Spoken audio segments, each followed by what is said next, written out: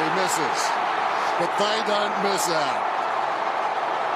Their day, their year, their joy.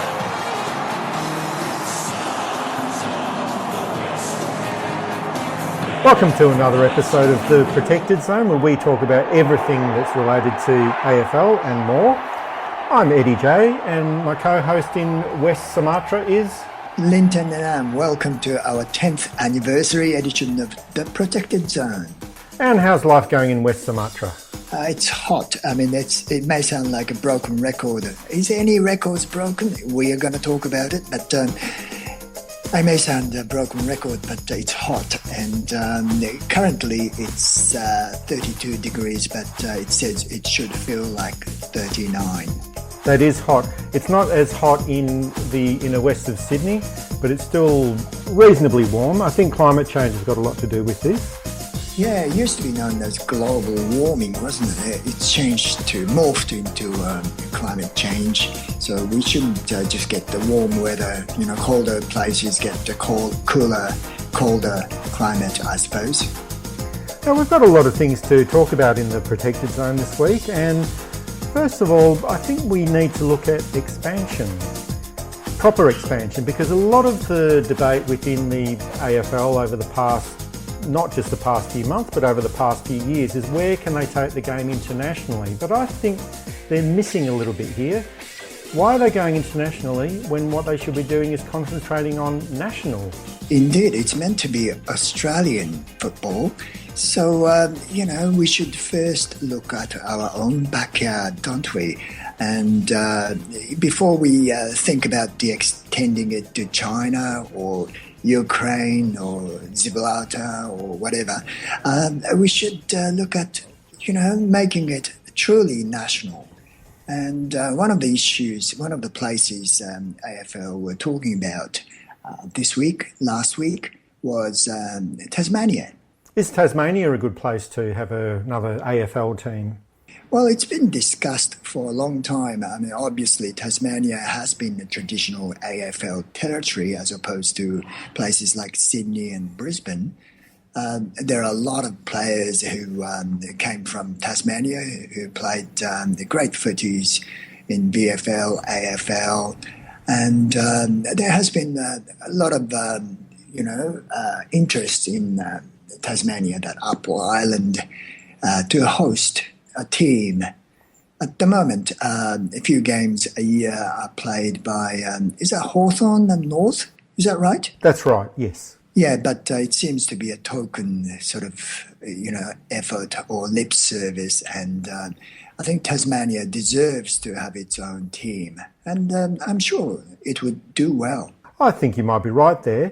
But I think probably what we do need to do is go up to around 21 teams. 18 teams is not the right number at the moment. And where else could we go as far as national teams are concerned? Are there any other pockets of Australia that don't currently have an AFL team? Well, there are obviously Tasmania, outside Tasmania, the territories, Northern Territory and Australian Capital Territory.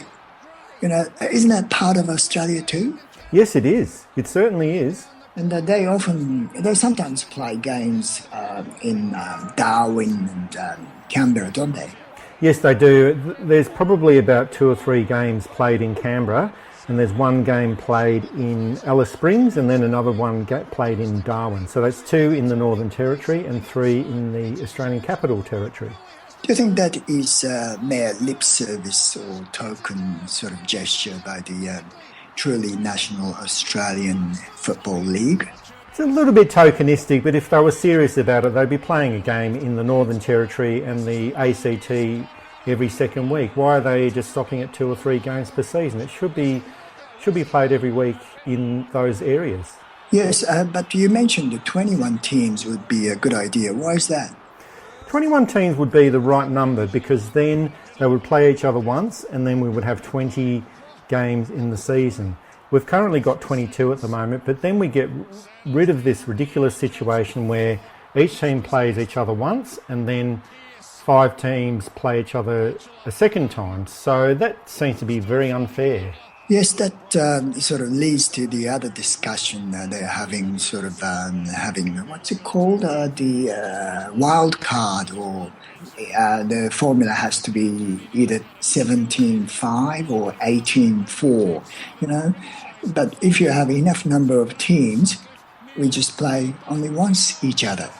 Yes, I think that's right. So we will be looking at the bizarre wildcard proposal that the AFL has been talking about recently. We'll discuss that a little bit later on, but I think a 21 team set up for the AFL would be the right solution, where each team plays each other once and then you have your finals, and it's a very fair system. I think that would be very fair. What do you think about this? I think, have one team in Tasmania and call it Tasmanian Tigers. Oh no, there are Tigers already, so can't have a Tigers. Tasmanian Devils and Canberra, what do we call it? Canberra Cannons? But we could do the Canberra Comancheros. Yeah, and the Northern Territory, how do we call it? The Northern Territory Buffaloes, it's very obvious. Buffaloes, yeah, that sounds good. But I mentioned those nicknames just as a part of the team. But later on, we'll look at these naming things too. So, yeah, 3 teams, one from Tasmania, one from Canberra, and one from Northern Territory. They're problem solved. Problem solved.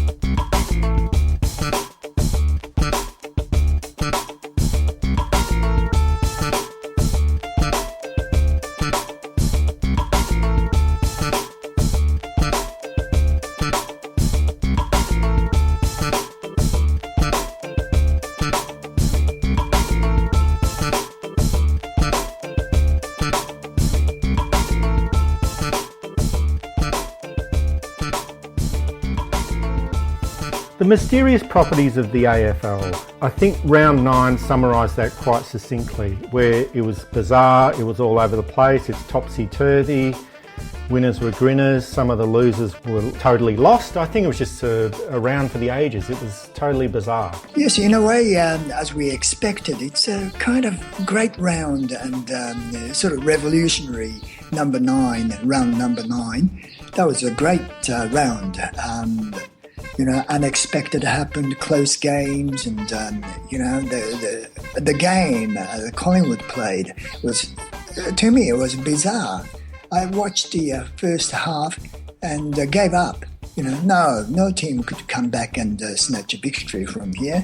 The way Collingwood was playing, but I somehow snoozed off, and it's still on. And the third quarter, they came back, stormed back, and they indeed snatched the victory. Yes, it was quite a bizarre match, and at the 9-minute mark of the second quarter, Collingwood were actually 43 points down, and I'm very sure that Nathan Buckley would have been in the coach's box writing down his resignation speech. It was that bad. Collingwood were playing so poorly, 43 points down. It's very difficult to come back from that position, and as an indication of how difficult it was to come back from that position, that's their 5th best return from such a position. Their greatest comeback was 60 points against St Kilda back in 1970. Wow, that was a long time ago. It was a very long time ago. So to come back from 43 points down, 9 minutes into the second quarter, that's a remarkable comeback. And as I mentioned, Nathan Buckley would have been writing or typing up his resignation speech, but there he was as the victorious coach at the end of the match. What happened? Well, no one really knows. And Eddie, you've been talking about Collingwood plays the best footy when their back's on the wall. And that was actually the moment, wasn't it? Coaches already started typing their sort of his farewell speech and stuff. Inconsistency, you can call it, but it was bizarre. It's a totally different team. I mean, there was a consistently, hard-working captain, Scott Pendlebury. Pendlebury was playing throughout the, whole match, entire match. He just lifted the whole game, and in the third quarter, I think everyone joined the party. And it was a great party. It was absolutely fantastic. West Coast, now we've talked about them before, but they were spanked again in Melbourne. Expected, wasn't it? I think it's a psychological more than anything else. They have lost 3 out of last 10 in Melbourne or something like that. Yes, they have. 3 out of 10 for a team that wants to win the premiership. That is not very good at all, and especially when you consider that the grand final is played in Melbourne. Yes. What you mentioned, travelling may be a taxing and the time difference may be a factor.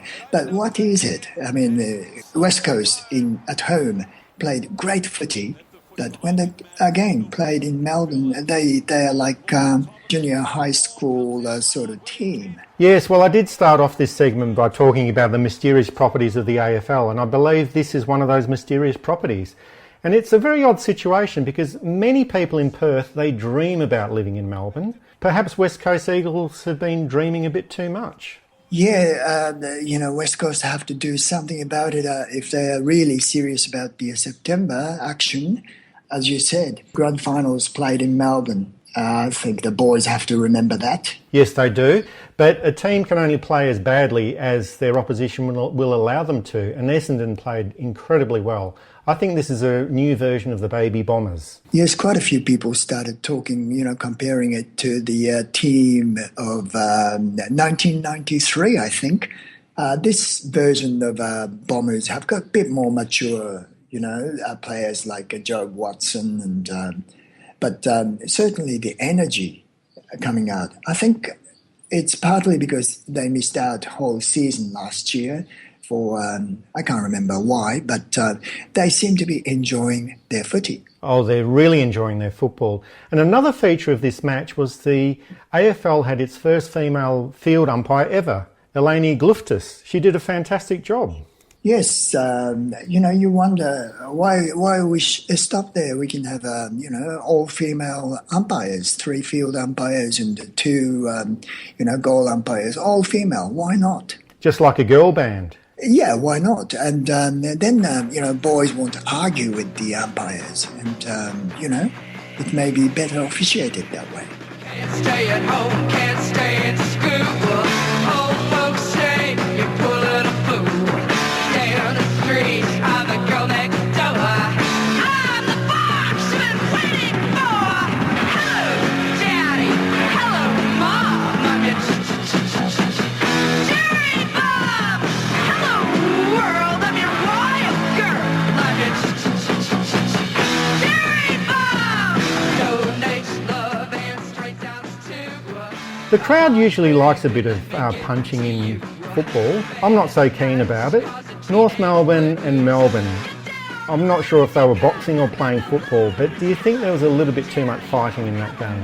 I think both of them got a bit too carried away. As you said, the physical side of our football is quite amusing to people who haven't watched the footy here in West Sumatra. I often sit down in front of television watching, explaining the game, and one things they ask you, wow, you can punch and you can wrestle, you can do this kind of thing, and I explain they don't wear any protection, and they go, wow, is this real? That is a very different feature of our football, and it shouldn't be sort of tamed into like soccer or basketball, but we have to play the ball. We can't play the man. That's the old saying. But, we've got to get back. Players have to be told, go for the ball. You can't go for the man. Well, both teams were quite distracted because of the fighting and a little bit of infighting, I might add. But the team that concentrated on the football, North Melbourne, they won the match. And I think there's a lesson in this for the Melbourne team. Don't fight, play the game, and you might win a game. Go for the ball, mate! Sydney showed that this is a really topsy-turvy season where they commenced the season with 6 consecutive losses and now they've won their last 3. What I think they're trying to do is be the first team since 1916 to be on top of the ladder and at the bottom of the ladder in the same season. That's a long time ago, more than a century ago. Does anyone remember 1916? That was during the war, wasn't it? Yes, it was during the war, and Fitzroy miraculously became the first team ever, and the only team ever, possibly in any competition of any sport anywhere, managed to be the Wooden Spooners. They were last on the ladder, and they also became the premiers. Yeah, we often talk about you have to peak at the right time, and if Sydney continues their way, and they look quite formidable, they might become the first team to do that since 1916. Yes, well, I must point out that there were extenuating circumstances in 1916. Because of the First World War, there were only 4 teams in the competition that year. So the 4 teams just played continuously against each other for all of the season. And guess what? The same 4 teams that played in the season were also the 4 finalists. And that's how Fitzroy managed to be the Wooden Spooner, as well as win the flag in 1916. So that sort of thing possibly won't ever happen again, but I'm sure that Sydney are trying to do their best to achieve that. Unless they introduce this wild idea called wild card or something, but which we're going to talk about it later on. One more game we should talk about from round 9 is double deja vu. I think it might be triple deja vu, wrapped around all over again. Richmond, what can you say about them? I was watching the game and I thought, yeah, they would win. How many minutes left? 2 minutes or something left, and they got in front and, they surely must have learned the lesson. Well, guess what? They definitely didn't learn a lesson. What did happen was that in the final minute of the game, a point was scored by Richmond, which was actually initially recorded as a goal, but then on goal review, it was recorded as touch ball. Greater Western Sydney went coast to coast. Now, for those people that don't understand what that means, it means that you kick from the back line and you go straight down the middle and towards your goal. It's all over and done within a couple of seconds. And that's exactly what Greater Western Sydney did. They went coast to coast, booted the ball from the back line all the way to the centre. The ball was knocked forward. Jeremy Cameron picked up the ball, kicked a goal. Match was over. 3rd time in a row Richmond have done this. Yes, Jeremy Cameron's goal was incredible. He kicked it from outside the arc, about 70 metres out, and he knew he had to kick it, and he did it truly. He's a star. He's definitely a star. So it was quite an interesting round 9. As I mentioned, it had many mysterious properties, and hopefully round 10 will deliver some more of the same.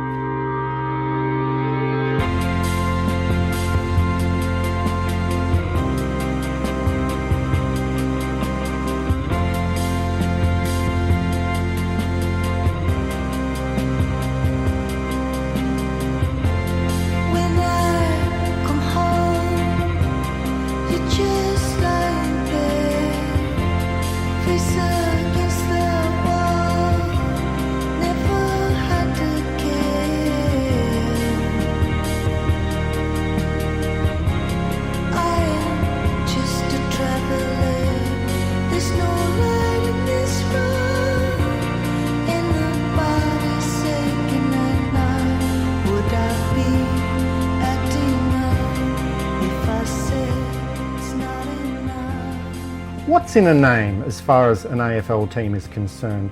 For many, many years we've had nicknames for teams such as Collingwood Magpies, Geelong Cats, Hawthorn Hawks. But what type of naming are you thinking about for teams? Are you thinking about naming rights, commercial type of naming rights for a team?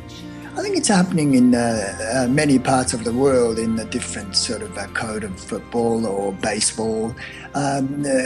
I'm familiar with the baseball in Japan. It's been used, the name of the team is just advertising. So, Yakult, that drink, it owns the baseball team, and it's called Yakult Swallows. And like that, the company called the ownership changes, the name of the team changes, and they don't disguise. They just come out and say, okay, this is called SoftBank Hawks, or Daiei, whatever. The name of their company always is mentioned, and the company thinks it's good advertising. And even in Padang, there is a soccer team called Cement Padang. It's owned by the oldest cement company in Indonesia called, you guessed it, Cement Padang. Well, I've never heard on television or radio any reference to this, but at a ground, when I watched an AFL match, I did hear the announcement over the loudspeakers introducing the QBE Sydney Swans. QBE is an insurance company and they are a sponsor of the Sydney Swans.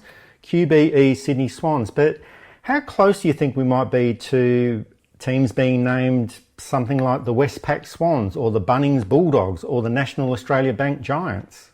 I think it could come, but there is a strong resistance in Australia, and teams are not owned by those companies in Australia. They are still clubs and getting sponsors. Emirates give a lot of money to Collingwood, and that's why they had a big sort of space on their uniform and stuff. But I think it may take a bit longer in Australia to actually call it fully QBE Swans or, as you said, Bunnings Bulldogs. But in other parts of the world, those naming rights are becoming blatant. Well, hopefully AFL won't go down that path and we won't get something like the Geelong Chanel or Chanel Cats or something like that. I think it would be quite a bizarre process, but who knows? We may not be so far away from that situation, but I hope we're not.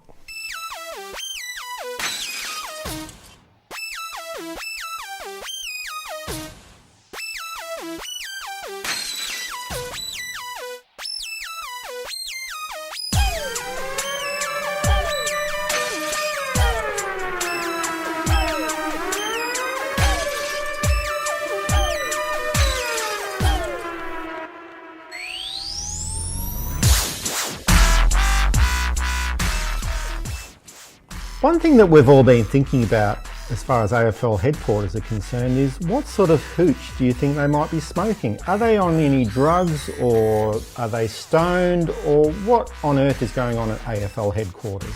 Are you implicating those former footballers and the former CEO type from somewhere up there taking actually drugs? And now that's a serious allegation, Eddie. Are you ready for that? Not sure if I want to be implicated in any sort of legal action or litigation or anything like that, but the reason why I brought that up is that the AFL headquarters keeps bringing up this wild card proposal for the finals, and I think it's quite a silly idea. Can you explain what wild card means? And the wild card seems to be is that borrowed from basketball in America or soccer or whatever? I don't know. I'm not familiar with this term.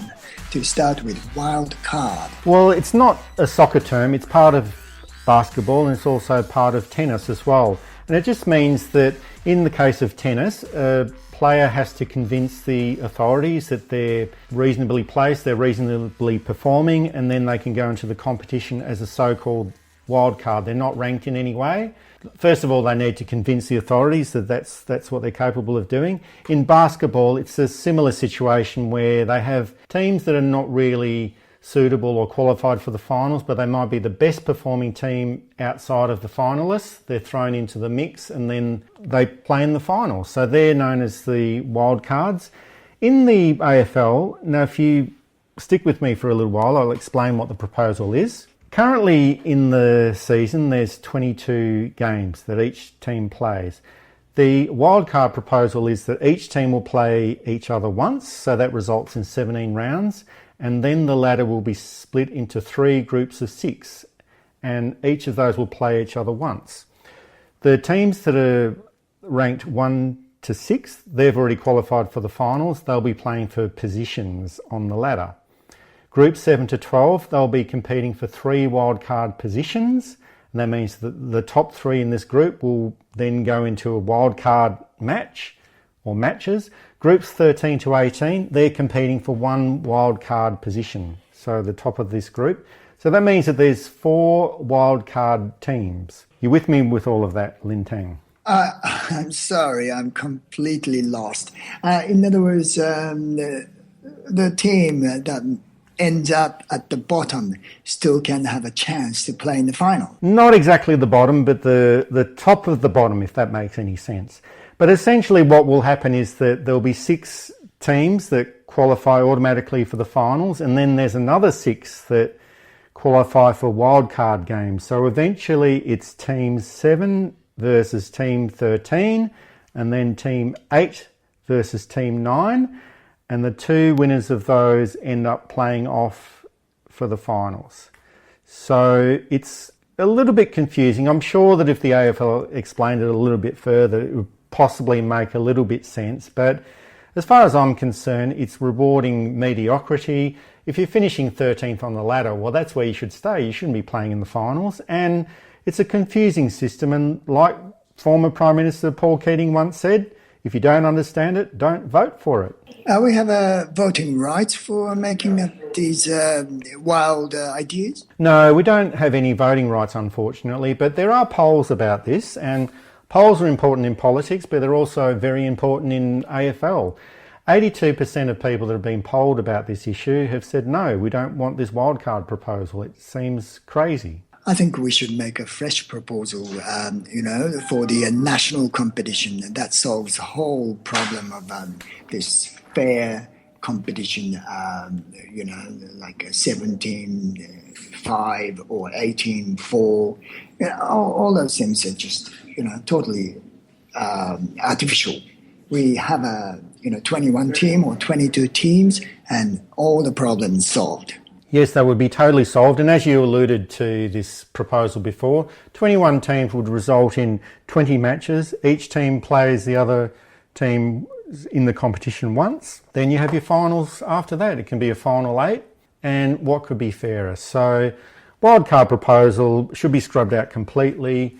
21 teams is what the AFL should be looking for. I'd say bring it on next year, but it takes a little bit of time to organise these sort of things. But sooner rather than later. You heard it here first on the Protected Zone.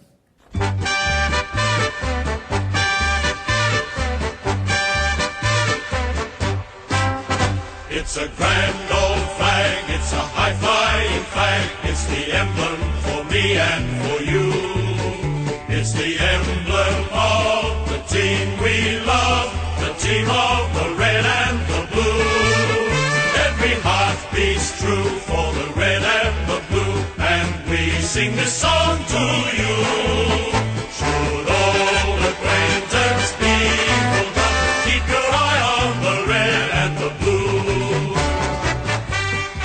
As part of this program, the Protected Zone, we look at teams that should be given a new song, and eventually we'll go through all of them.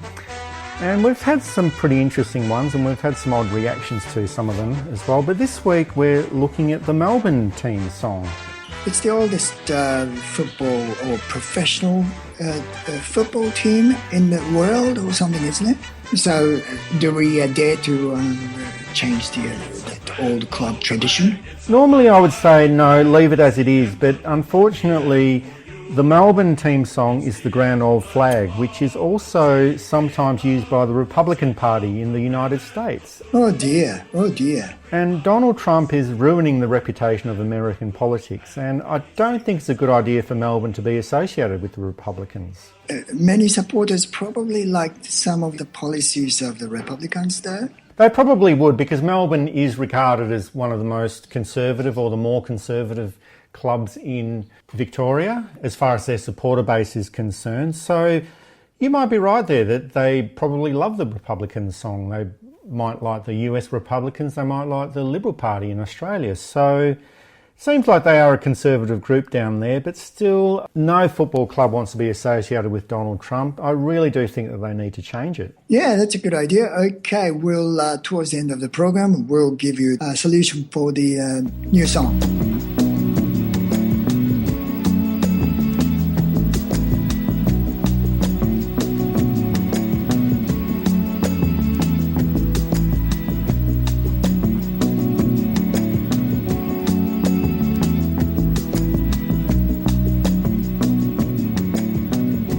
Looking at round 10, what are the things that attract you about round 10?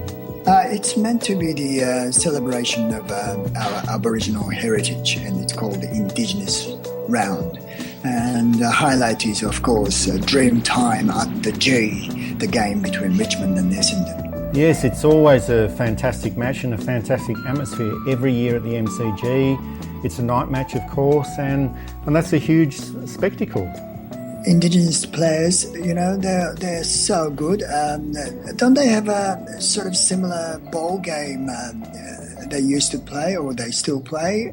What's it called, Marn Grook? Marn Grook, yes. It was actually a precursor to AFL. Now, there's a little bit of contention about this because Marn Grook apparently is very, very similar to AFL, or you could say AFL is very similar to Marn Grook, but the AFL still refuses to recognise the existence of Marn Grook. It hasn't actually displayed any publicity about Marn Grook or acknowledged that in fact it is based on Marn Grook.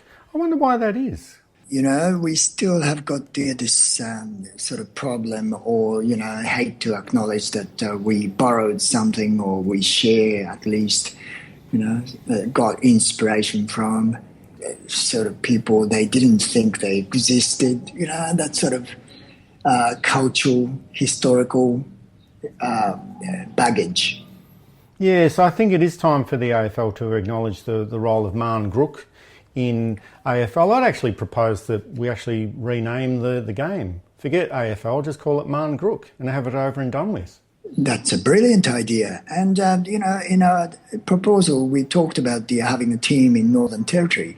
That could be a totally Aboriginal team. It could be a totally Aboriginal team, and it could be called the Northern Territory Marn Grook. I think that would be a fantastic name. At least they should have an Indigenous coach. Apparently, there aren't many coaches currently or in the history serving at a high level. Well, to show how ignorant the AFL can be of the history of the game, and especially ignorance of the role of the Indigenous players within the game of AFL, Marn Grook or whatever you'd like to call it, they did make an announcement the other day that there has never been an AFL coach who has been Indigenous, and that's actually not true.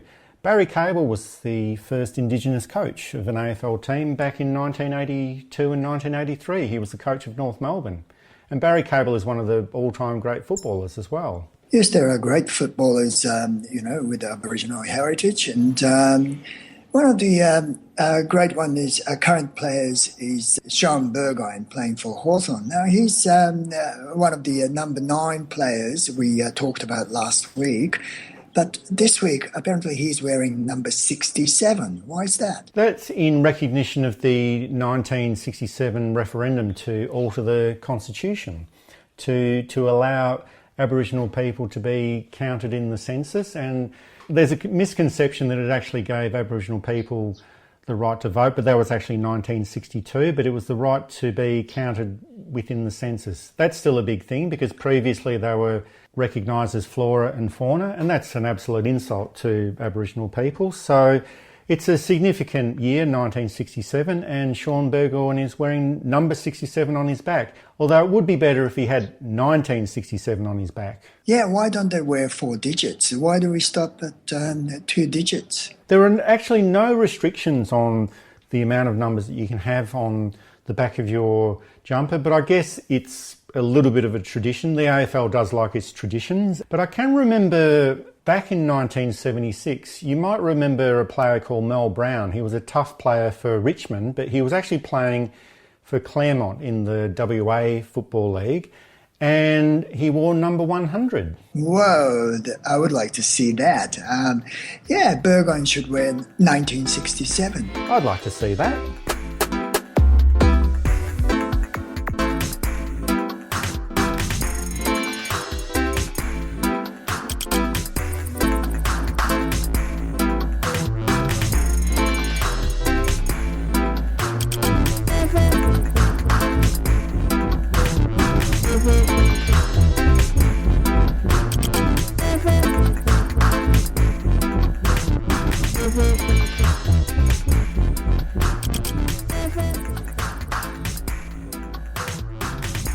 Are there any other special matches that we should look at on the weekend for round 10? Oh yeah, we talked about Dreamtime at the G. The game itself, Richmond playing against Essendon.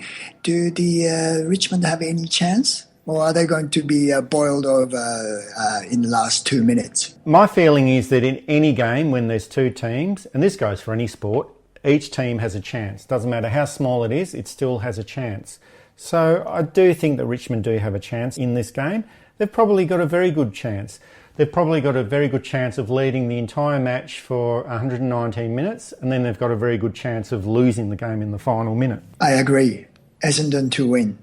Friday night, there's always a special match on Friday night. This round, it's Hawthorn in Sydney, and it's a repeat of the 2012 and the 2014 grand finals.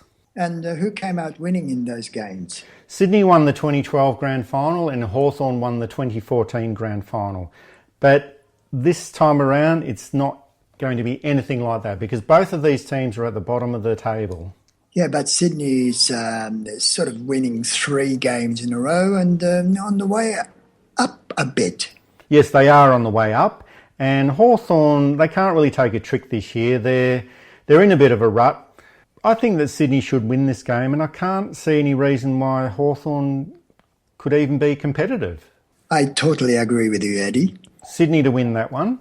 We've also got this unusual situation of a Thursday night match, which is Geelong against Port Adelaide. Oh, why are they playing on Thursday night? It's part of the AFL's innovative streak where they've decided to have matches on a Thursday night and see if people will come along. And I know that you're not a fan of Thursday night football. As far as I'm concerned, AFL can be played every single night. I'll still take an interest in it. Yeah, Thursday night is difficult, you know. The whole weekend could be ruined on Thursday night, even before Friday starts. So, you know, it's a bit weird sensation if you're Geelong or Port supporters, you know, and the game is played on Thursday night already and all weekends already over. Well, it's also late night shopping on Thursday night, so I don't mind having the game, but you've got to get your shopping out of the way first, and then you can go to the football after that. But Thursday night, I think it's been a bit of an experiment over the past 3 or 4 years. I think it's actually working out quite well. I don't mind it so much, as long as you can get your shopping done. Right, you're a traditionalist. Okay, Geelong and Port, who are you going for? I think Geelong should win this one. Port Adelaide had the week off last week, which is never good for a team going into a big solid match. It's the Geelong home ground. I think they'll win. Yeah, they played very well last week too. Yes, they did. 4 matches on Saturday. There's the Western Bulldogs against St Kilda, played at the Docklands. I think this will be an excellent match. Yes, both teams, for both teams, it's a must-win game. You know, both teams lost last week, and especially the last year's Premier Bulldogs. Will they, trying to peak at the right time, or, you know, they won the Premiership from 7th last year, and they may be just aiming at sneaking into the top 8 and repeat the last year's sort of, you know, miracle run, but it would be difficult to do second time. I think it would be very difficult for them to do it a second time. As they say, lightning doesn't strike twice in the one location. They may be trying to peak at the right time. What teams want to do is peak at the right time. You don't want to peak at the wrong time. But at the beginning of the year, we predicted that the Western Bulldogs might actually slip out of the 8 this year. Yes, I agree, and I think it's going to be the Saints. I think you might be right there. I think that the Western Bulldogs really haven't got their act together so far this year. As we mentioned last week, they've been up and down, up and down, up and down. Premiership teams don't do that. I'm not suggesting that St Kilda is a premiership team, but even though they were flogged by Sydney last week, I'm going for the Saints as well.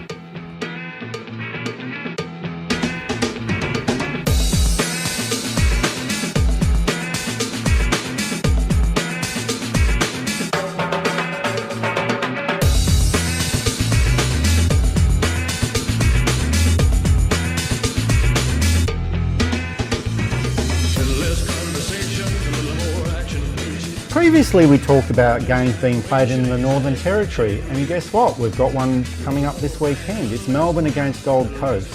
And where are they playing? They're playing at Traeger Park, which is in Alice Springs. It's going to be quite warm. Yes, and Gold Coast may have still been suffering from jet lag, having to go to Shanghai a couple of weeks ago. Yes, I think they would be suffering from jet lag, and they'd also be suffering from heat exhaustion. That match in Shanghai was played in the temperature of 31 degrees. So they're acclimatized. Alice Springs could be expected to have 30 plus degrees. So they may be well accustomed to the climate. On the other hand, Melbourne might have got few punches too many. I think so. If they remember that they're playing Australian rules football, they're in with a chance. But if they think that they're playing a boxing match, no chance at all. I think Gold Coast will win this one. Yes, ditto. Another match on Saturday night is Adelaide against Fremantle, played in Adelaide. Last weekend, Adelaide completely thrashed Brisbane, but it's only Brisbane, so it doesn't really mean that much. Fremantle defeated Carlton. What will happen in this match? I think Fremantle, I think, Eddie, you mentioned at the beginning of the season that they're going to be the real smoky, and they're proving that. They're sitting at number 5 at the moment on the ladder, and they're a very settled team, and they look very, very promising. Yes, they do. They're number 5 on the ladder with a bullet at the moment. They've won 6 out of their last 7 games. That's a team in form. Whereas Adelaide, before thrashing Brisbane, had lost their 2 previous games. And it's a tough one to predict because it is being played in Adelaide. Fremantle are on the way up. They've won 6 out of their last 7, as I mentioned. Adelaide possibly kicking themselves back into form last week. It's a hard one to determine, but I'm going for Fremantle. I'm going for Fremantle. I think Adelaide's last week win was, not against the opposition that really counts. Sunday, we've got Collingwood and Brisbane, played at the MCG. I'm not sure if Brisbane have got travelling issues. I think they've just got issues across the board. So I think Collingwood, they probably have to be careful because they haven't got their backs up against the wall. So what might happen here? Yes, it's a very difficult game to predict. I mean, on paper, Collingwood should win and win easily. But as you said, which Collingwood team turns up? Are they sort of, backs against the wall, or they play the games like they did against Carlton, or it's unpredictable. And in that way, Brisbane still has got good chance. Oh, which way? Brisbane. You're going for Brisbane. I'll have to go for Collingwood. I think they'll be too good on the day. Next match is Carlton against North Melbourne. North Melbourne were in the fights last week. They started concentrating on their football and they won the match. Carlton were defeated by Fremantle last week. I don't think Carlton have got the same sort of skill level as North Melbourne. It's being played at the Dockland Stadium. It will be... So what's the weather like? Well, it doesn't matter whether it's raining or not. It will be undercover, so Carlton can't win that. No, North Melbourne can't afford losing any more honourable losses, and yet they should come out winning. And the final match of the round is West Coast against Greater Western Sydney. The match is being played in Perth. I don't even think we need to discuss it. West Coast will win. They can win every game in Perth. They can lose every game away from Perth. The battle of Wests again in the West, and so you reckon the West will win?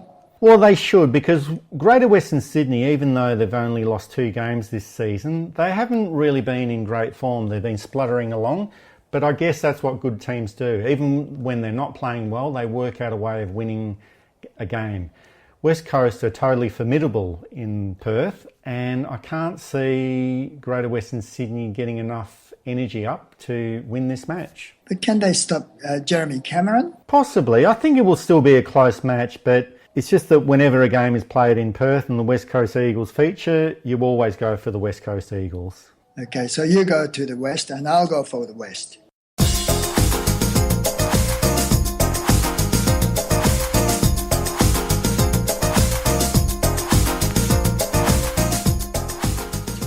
You've been listening to the Protected Zone where, as I mentioned before, we talk about everything that relates to AFL. I'm Eddie J, and over in West Sumatra... Hi, it's Linton Ninam, and in the background I can hear the mosques calling me to come and join them. It's beautiful, beautiful setting, sun setting, and it's a very nice time of the day.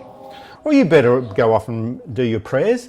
we'll go out this week with the new Melbourne team song. We've chosen an interesting one this week. I think it should be Sympathy for the Devil. What do you think it should be? Oh my God. Yeah, that sounds good. Yeah, Sympathy for the Devil, for the Demons. Yeah, that should work out.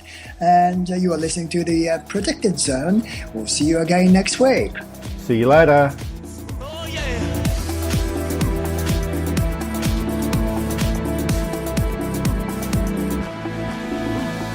Please allow me to introduce myself. I'm a man of wealth and taste.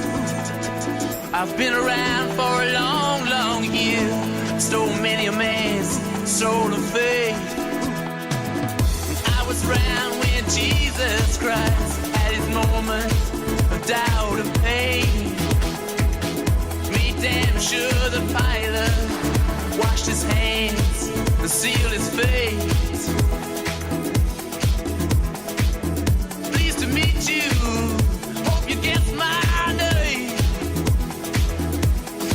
But what's puzzling you is the nature of my game.